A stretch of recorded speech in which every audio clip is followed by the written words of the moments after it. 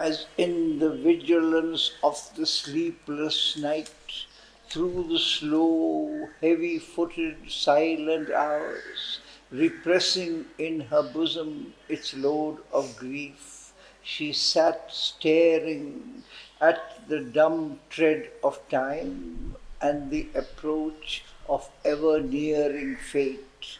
A summons from her being's summit came, a sound, a call that broke the seals of night. Above her brows, where will and knowledge meet, a mighty voice invaded mortal space. It seemed to come from inaccessible heights, and yet was intimate with all the world, and knew the meaning of the steps of time, and saw eternal destinies changeless seen, filling the far prospect of the cosmic gaze. As the voice touched, her body became a stark and rigid golden statue of motionless trance, a stone of God lit by an amethyst soul. Around her body stillness, all grew still. Her heart listened to its slow, measured beats. Her mind, renouncing thought, heard and was mute. Why camest thou to this dumb, death-bound earth, this ignorant life beneath indifferent skies, tied like a sacrifice on the altar of time? O Spirit, O immortal energy, if 'twas to nurse grief in a helpless heart, or with hard, tearless eyes, await thy doom, arise, O soul, and vanquish time and death. But Savitri's heart replied in the dim night, my strength is taken from me and given to death. Why should I lift my hands to the shut heavens, or struggle with mute, inevitable fate, or hope in vain to uplift an ignorant race who hug their lot and mock the Saviour light, and see in mind wisdom's sole tabernacle, in its harsh peak and its inconscient base, a rock of safety and an anchor of sleep? Is there a God whom any cry can move? He sits in peace and leaves the mortal strength impotent against his calm, omnipotent law and inconscience and the almighty hands of death. What need have I, what need has Satyavan to avoid the black meshed net, the dismal door, or call a mightier light into life's closed room, or a greater law into man's little world? Why should I strive with earth's unyielding laws, or stave off death's inevitable hour? This surely is best, to pactize with my fate and follow close behind my lover's steps and pass through night from twilight to the sun across the tenebrous river that divides the adjoining parishes of earth and heaven? Then could we lie inarmed, breast upon breast, untroubled by thought, untroubled by our hearts, forgetting man and life and time and its hours, forgetting eternity's call, forgetting God. The voice replied, is this enough, O Spirit? And what shall thy soul say when it wakes and knows the work was left undone for which it came? Or is this all for thy being, born on earth, charged with a mandate from eternity, a listener to the voices of the years, a follower of the footprints of the gods, to pass and leave unchanged the old dusty laws? Shall there be no new tables, no new word, no greater light come down upon the earth, delivering her from her unconsciousness, man's spirit from unalterable fate? Camest thou not down to open the doors of fate, the iron doors that seemed forever closed, and lead man to truth's wide and golden road that runs through finite things to eternity? Is this then the report that I must make, my head bowed with shame before the eternal seat? His power he kindled in thy body has failed. His laborer returns, her task undone. Then Savitri's heart fell mute, it spoke no word. But holding back her troubled rebel heart, abrupt, erect and strong, calm like a hill, surmounting the seas of mortal ignorance, its peak immutable above mind's air, a power within her answered the still voice. I am thy portion here, charged with thy work, as thou, myself, seated forever above, speak to my depths. O great and deathless voice, command, for I am here to do thy will. The voice replied, remember why thou camest. Find out thy soul, recover thy hid self. In silence, seek God's meaning in thy depths, then mortal nature change to the divine. Open God's door, enter into his trance. Cast thought from thee, that nimble ape of light.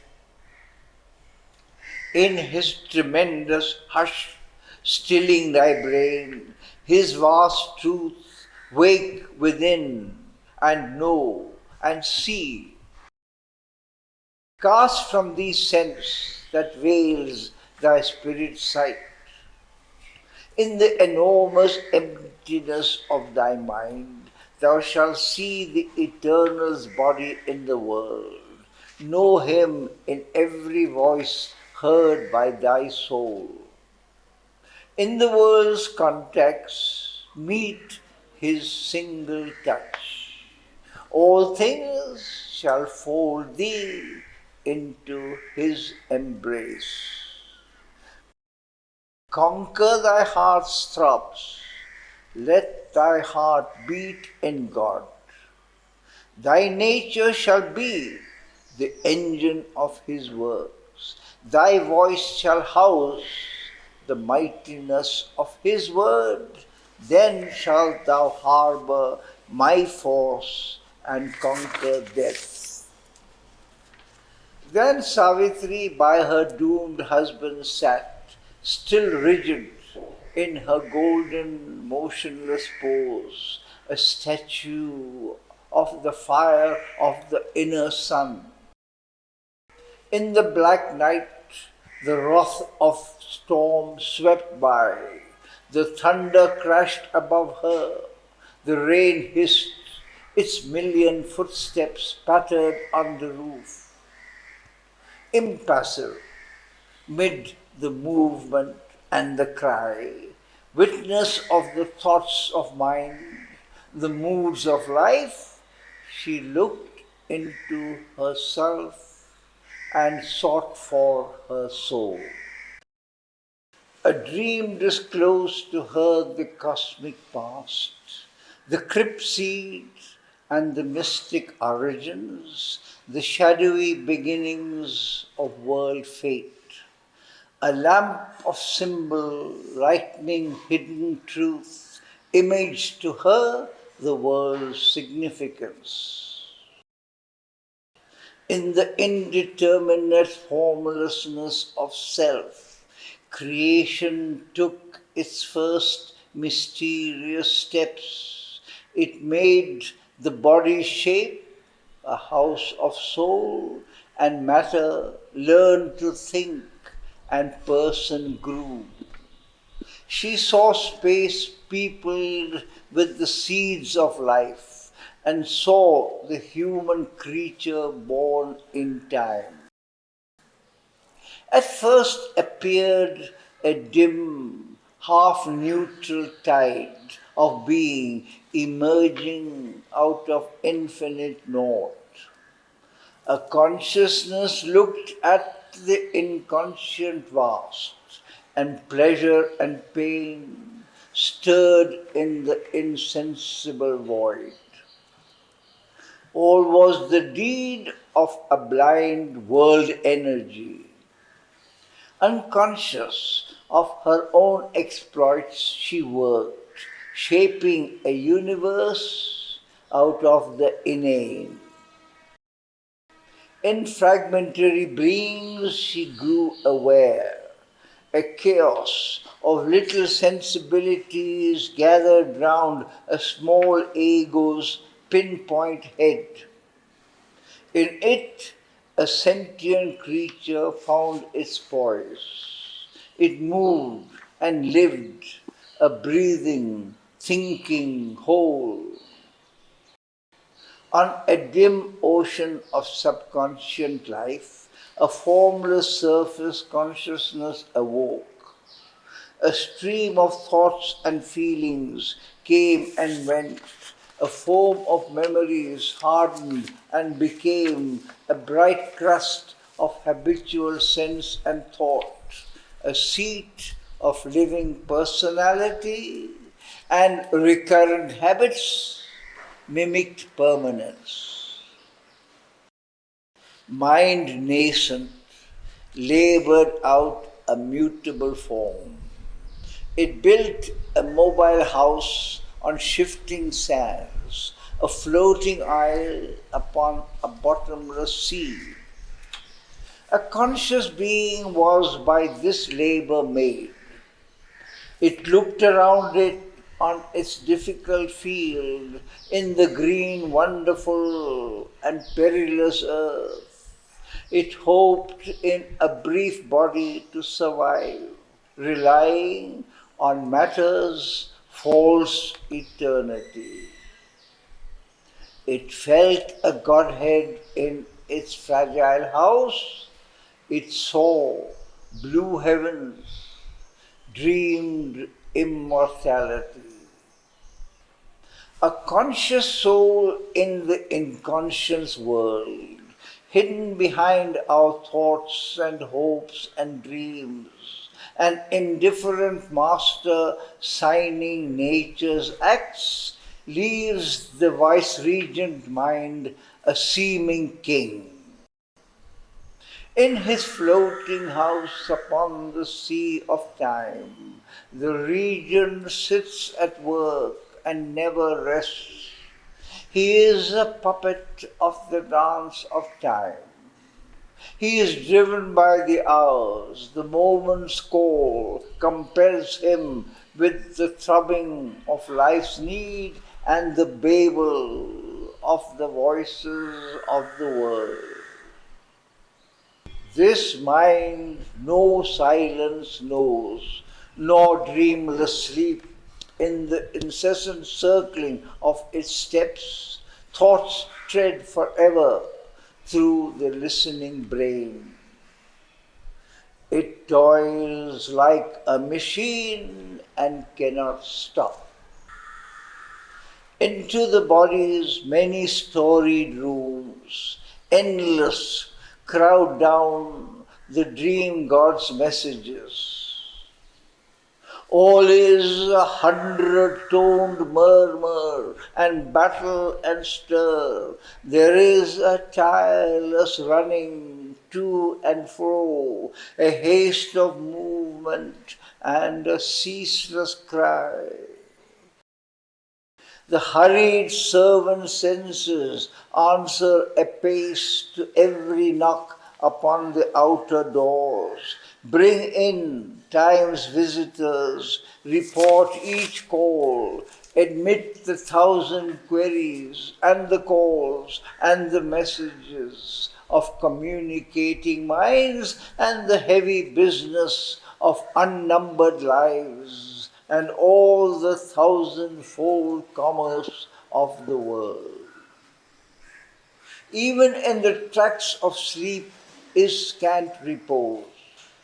He mocks life's steps in strange subconscious dreams. He strays in a subtle realm of symbol scenes. His night with thin air vision and dim forms he packs or peoples with slight drifting shapes, and only a moment spends in silent self. Adventuring into infinite mind space, he unfolds his wings of thought in inner air, or traveling in imagination's car, crosses the globe, journeys beneath the stars, to subtle worlds takes his ethereal course, visits the gods on life's miraculous peaks, communicates with heaven, tampers with hell. This is the little surface of man's life. He is this, and he is all the universe. He scales the unseen. His depths dare the abyss. A whole mysterious world is locked within. Unknown to himself, he lives a hidden king behind rich tapestries in great secret rooms. An epicure of the spirit's unseen joys, he lives on the sweet honey of solitude. A nameless God in an unapproachable fane, in the secret adytum of his inmost soul, he guards the being's covered mysteries beneath the threshold, behind shadowy gates, or shut in vast cellars of inconscient sleep. The immaculate divine, all wonderful, casts into the argent purity of his soul, his splendor and his greatness, and the light of self-creation in time's infinity, as into a sublimely mirroring glass. Man in the world's life works out the dreams of God. But all is there, even God's opposites. He is a little front of nature's works, a thinking outline of a cryptic force. All she reveals in him that is in her. Her glories walk in him, and her darknesses. Man's house of life holds not the gods alone. There are occult shadows, there are tenebrous powers, inhabitants of life's ominous nether rooms, a shadowy world's stupendous denizens. a careless guardian of his nature's powers, man harbors dangerous forces in his house. The Titan and the Fury and the Jinn lie bound in the subconscious cavern pit, and the beast grovels in his entree den. Dire mutterings rise and murmur in their drowse. Insurgent sometimes raises its huge head, a monstrous mystery lurking in life's deeps, the mystery of dark and fallen worlds, the dread visages of the adversary kings. The dreadful powers held down within his depths become his masters or his ministers. Enormous, they invade his bodily house, can act in his acts, infest his thought and life. Inferno surges into the human air and touches all with a perverting breath. Grey forces like a thin miasma creep, stealing through chinks in his closed mansion's doors, discoloring the walls of upper mind in which he lives his fair and specious life, and leave behind a stench of sin and death. Not only rise in him perverse drifts of thought and formidable formless influences, but there come presences and awful shapes. Tremendous forms and faces mount dim steps and stare at times into his living rooms, or called up for a moment's passionate work, lay a dire customs claim upon his heart. Aroused from sleep, they can be bound no more. Afflicting the daylight and alarming night, invading at will his outer tenement, the stark gloom's grisly, dire inhabitants, mounting into God's light, all light perturbed. All they have touched or seen, they make their own.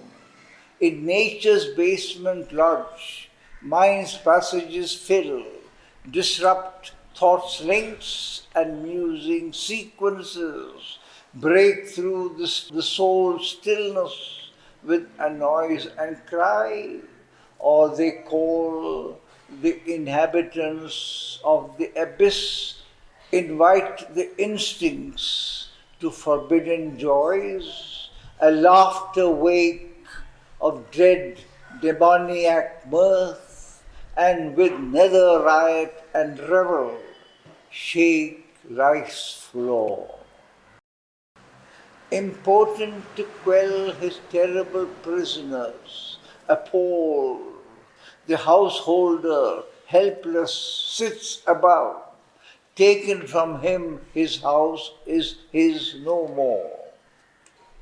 He is bound and forced, a victim of the play, or allured, joys in the mad and mighty din. His nature's dangerous forces have arisen and hold at will a rebel's holiday. Aroused from the darkness where they crouched in the depths, prisoned from the sight, they can be held no more. His nature's impulses are now his lords. Once quelled, or wearing specious names and vests, infernal elements, demon powers are there. Man's lower nature hides these awful guests. Their vast contagion grips sometimes man's world. An awful insurgence overpowers man's soul. In house and house, the huge uprising grows. Hell's companies are loosed to do their work. Into the earth ways they break out from all doors, invade with bloodlust and the will to slay, and fill with horror and carnage God's fair world. Death and his hunters stalk a victim earth. The terrible angel smites at every door, and awful laughter mocks at the world's pain, and massacre and torture grin at heaven. All is the prey of the destroying force. Creation rocks and trembles top and base. This evil nature housed in human hearts, a foreign inhabitant, a dangerous guest. The soul that harbors it, it can dislodge, expel the householder, possess the house. An opposite potency contradicting God, a momentary evil's almightiness has straddled the straight path of nature's acts. It initiates the Godhead, it denies, puts on his figure and assumes his face. A Manichaean creator and destroyer, this can abolish man, annul his world. But there is a guardian power. There are hands that save. Calm eyes divine regard the human scene. All the world's possibilities in man are waiting as the tree waits in its seed. His past lives in him, it drives his future's pace. His presence acts fashion his coming fate. The unborn gods hide in his house of life. The demons of the unknown overshadow his mind, casting their dreams into live molds of thought, the molds in which his mind builds out its world. His mind creates around him its universe. All that has been renews in him its birth. All that can be is figured in his soul. Issuing in deeds its course on the roads of the world, obscure to the interpreting reason's guess, lines of the secret purpose of the gods. In strange directions runs the intricate plan. Held back from human foresight is their end, and the far intention of some ordering will, or the order of life's arbitrary chance, finds out its settled poise and fated hour. Our surface, watched in vain by reason's gaze, invaded by the impromptus of the unseen, helpless records the accidents of time, the involuntary turns and leaps of life. Only a little of us foresees its steps. Only a little has will and purpose space. A vast subliminal is man's measureless part. The dim subconscient is his cavern base. Abolished vainly in the walks of time, our past lives still in our unconscious selves, and by the weight of its hidden influences is shaped our future's self-discovery. Thus all is an inevitable chain, and yet a series seems of accidents. The unremembering hours repeat the old acts. Our dead past round our future's ankles clings and drags back the new nature's glorious stride. Or from its buried corpse, old ghosts arise, old thoughts, old longings, dead passions live again, recur in sleep, or move the waking man to words that force the barrier of the lips, to deeds that suddenly start and o'erleap his head of reason and his guardian will. An old self lurks in the new self we are. Hardly we escape from what we once had been.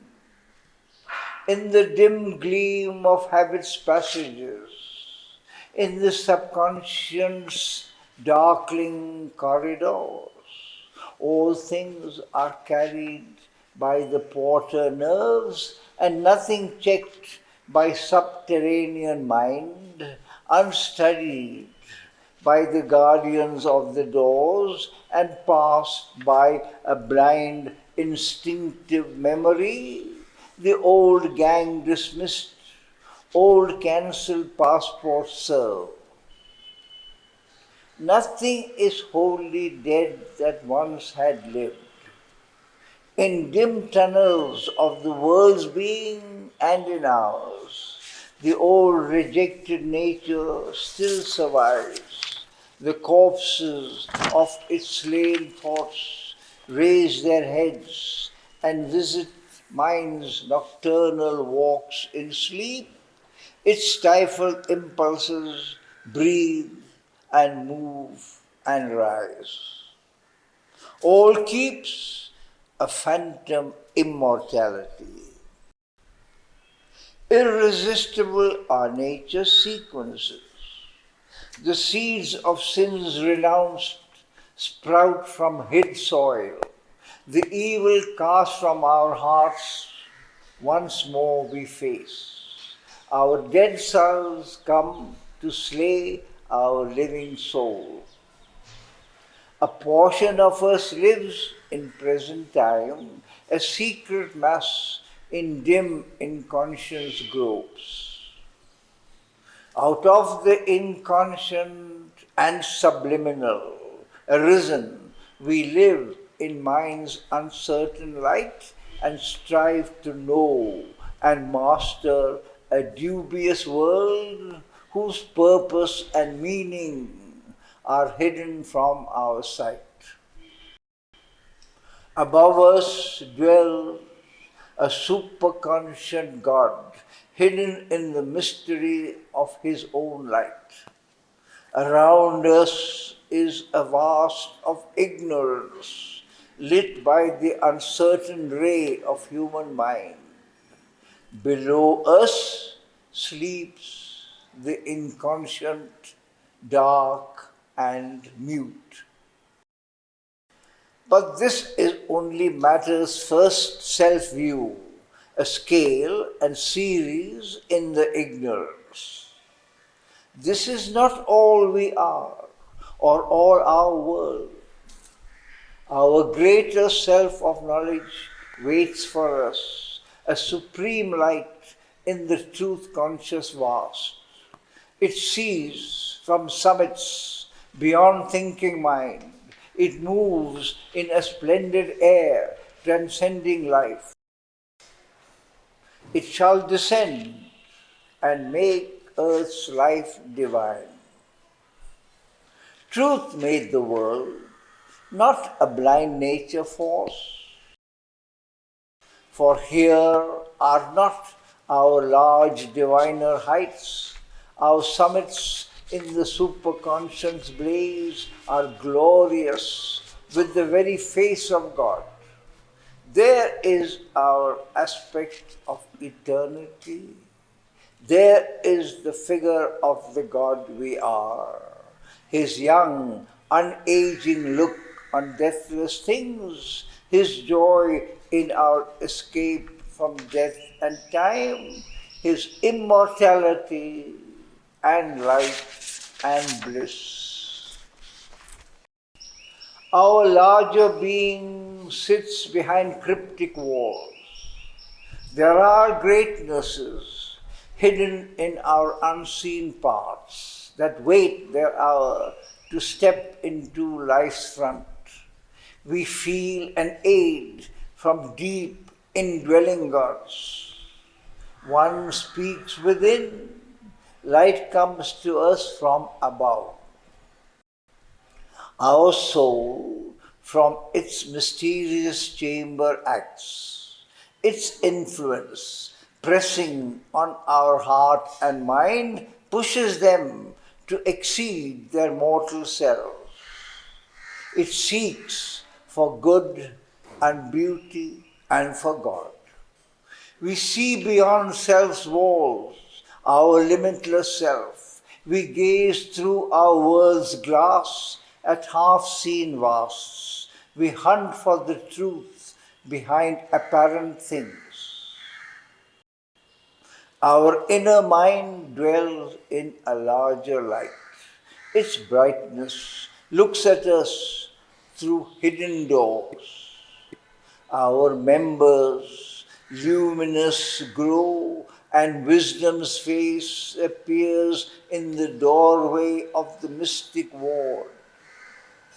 When she enters into our house of outward sense, then we look up and see above her Son. A mighty life self with its inner powers supports the dwarfish modicum we call life. It can graft upon our crawl two puissant wings. Our body's subtle self is thrown within in its viewless palace of veridical dreams that are bright shadows of the thoughts of God. In the prone, obscure beginnings of the race, the human grew in the bowed ape-like man. He stood erect, a godlike form and force, and a soul's thoughts looked out from earth-born eyes. Man stood erect, he wore the thinker's brow. He looked at heaven and saw his comrade stars. A vision came of beauty and greater birth, slowly emerging from the heart's chapel of light, and moved in a white, lucent air of dreams. He saw his being's unrealized vastnesses. He aspired and housed the nascent demigod. Out of the dim recesses of the self, the occult seeker into the open came. He heard the far and touched the intangible. He gazed into the future and the unseen. He used the powers earth instruments cannot use, a pastime made of the impossible. He caught up fragments of the omniscient's thought. He scattered formulas of omnipotence. Thus man in his little house made of earth's dust grew towards an unseen heaven of thought and dream, looking into the vast vistas of his mind on a small globe dotting infinity. At last, climbing a long and narrow stair, he stood alone on the high roof of things and saw the light of a spiritual sun. Aspiring, he transcends his earthly self. He stands in the largeness of his soul, newborn, redeemed from encirclement by mortal things, and moves in a pure, free spiritual realm as in the rare breath of a stratosphere. A last end of far lines of divinity, he mounts by a frail thread to his high source.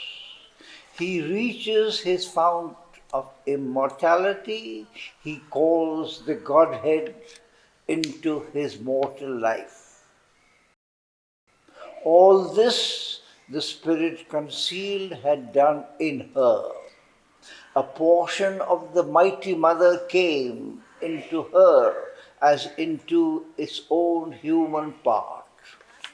Amid the cosmic workings of the gods, it marked her the center of a wide-drawn scheme, dreamed in the passion of her far-seeing spirit to mold humanity into God's own shape and lead this great, blind, struggling world to light, or a new world discover or create. Earth must transform herself and equal heaven, or heaven descend into earth's mortal state. But for such vast spiritual change to be, out of the mystic cavern in man's heart, the heavenly psyche must put off her veil and step into common nature's crowded rooms and stand uncovered in that nature's front and rule its thoughts and fill the body and life. Obedient to a high command she sat.